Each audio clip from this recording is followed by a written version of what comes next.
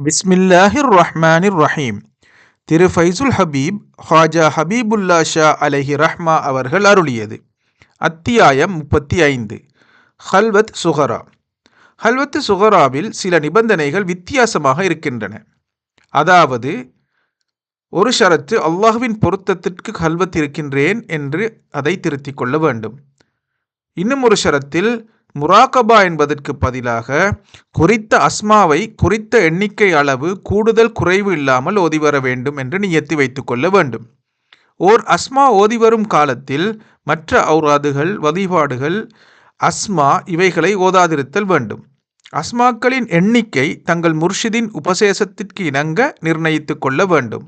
ஹல்வத்து சுகராவிலே கூடிய தினங்கள் 40, அதற்கு அப்பால் 29, 21, 19, 15, 11, 9, 7, 3 இந்த நாட்களில் குறிப்பிட்ட நாட்களுக்காக வகுத்து ஓதிவர வேண்டும். அஸ்மாக்கள் ஓதும் முன்னரும் பின்னரும் இஸ்திக்ஃபாரும் சலவாத்தும் முர்ஷிதின் அடிப்படைப்படி ஓதி வர வேண்டும். குறிப்பிட்ட எண்ணிக்கை முடிந்த பின்னும் இஸ்திக்ஃபார் சலவாத்து ஓதிக்கொள்வது நலமாக இருக்கும். முர்ஷிதின் உத்தரவின்றி நோன்பு விடாமல் இருக்க வேண்டும். ரியாலத்து எனும் தெண்டிப்புடைய காலத்திலே மலக்குமார்கள், அர்வாஹ், ஜின் போன்ற பல ரூபங்களிலே தோன்றி பல வகையான சேஷ்டைகளை ஆரம்பித்து ரியாலாவை முறிக்க முயன்றால் தனக்கும் அவர்கள் பேச்சிற்கும் எவ்வித தொடர்பும் இல்லாதது போல இருந்து ஓதி வர வேண்டும். வேங்கை, சிங்கம், புலி, பூனை, பாம்பு முதலிய ரூபத்தில் வந்தால் கவனிக்கவே கூடாது. தன் வேலையை பார்த்து கொண்டிருக்க வேண்டும். கடைசி தினம் சில வேளை கடின புயல் தோன்றும். மிக பயங்கரமான ரூபங்கள் தோற்றமளிக்கும். தன் ஓதல் முடியும் வரை பேசாமல் இருந்து கொள்ள வேண்டும். கடைசியில் மனித ரூபத்தில் தனக்கு முன்னால் வந்து சலாம் சொல்லும் போது எழுந்து மரியாதை செய்து சலாத்திற்கு பதில் சொல்லி தன் ஆசனத்தில் உட்கார வைத்து அல்லாஹுடைய அஸ்மாவுக்கு பயந்து, எனக்கு வசியமாக வந்த பரிசுத்த ரூஹே, இன்ன அஸ்மாவின் ஹக்கினால் என்னிடம் வசியமாகி சத்தியம் செய்து கொடுப்பாயாக என்று சொல்ல வேண்டும். வந்தவர் சில ஷரத்துக்களை கேட்பார். அதை இஸ்லாமிய ஷரத்திற்கு ஏற்ற வகையில் ஒப்புக்கொண்டு பையத்து செய்யவும். பிறகு அடையாளமாக கொடுக்கப்படும் சின்னங்களை பெற்றுக்கொண்டு விடை தந்து அனுப்பிவிட வேண்டும். சந்திப்பும் சத்திய பிரக்ஞையும் முடிந்த பிறகு நடக்க வேண்டிய முறைகள் அவர்கள் நேரில் சொல்வார்கள். அதிகப்படியான விளக்கங்களை முர்ஷிதிடம் நேரில் கேட்டு தெரிந்து கொள்ளலாம்.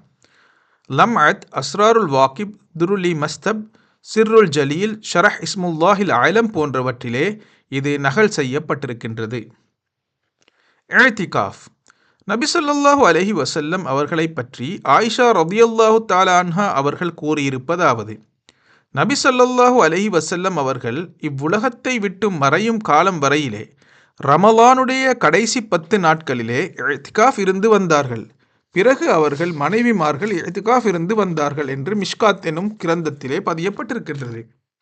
இஅ்திகாஃப் இருப்பது சுன்னத்தே முஅக்கதாவாக இருக்கின்றது. கூடிய கால அளவு 10 நாட்களும் குறைந்த கால அளவு 7, 5, 3, 1 நாள் அளவும் மிக எளிதாக உள்ளது. சில வேளை 1 மணி நேரமாகவும் இருக்கின்றது. ஆடவர்கள் பள்ளிவாசல்களிலும் பெண்கள் தங்கள் வீடுகளிலுமே இஅ்திகாஃப் இருக்க வேண்டும். இஅ்திகாஃப் செய்பவர்கள் சுபஹ் தொழுகைக்கு பிறகு நியத்து செய்தவர்களாக இஅ்திகாஃபிலே தங்கிவிட வேண்டும். ஷரஹ் விதிகள் மனிதர்களின் இயற்கையான தேவைகளுக்கே அல்லாது வெளியே செல்லாமல் இருக்க வேண்டும். வெளிச்சென்று 1 மணி நேரத்தில் அதிக தாமதம் செய்யாமல் இருக்கவும் வேண்டும். தக்க காரணமின்றி 1 மணி நேரம் வெளியில் தாமதம் செய்வதனால் இஅ்திகாஃப் வீணாகிவிடும். இஅ்திகாஃப்காரர் பள்ளிவாசலில் உண்பதும் உறங்குவதும் ஆகும். சாமான்களை சேகரம் செய்யாத முறையில் வியாபாரம் செய்வதும் ஆகும்.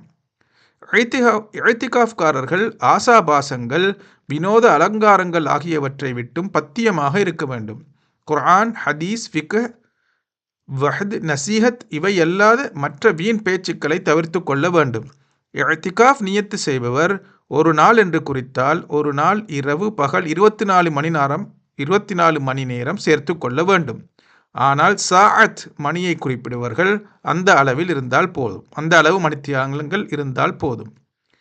இஅ்திகாஃபில் இருப்பவர்கள் நஃபில் இபாதத்து, இஸ்திக்ஃபார், சலவாத்து போன்ற அமல்களில் காலம் கழிப்பது சுன்னத்தும் பெரியோர்களின் பழக்கமும் ஆகும்.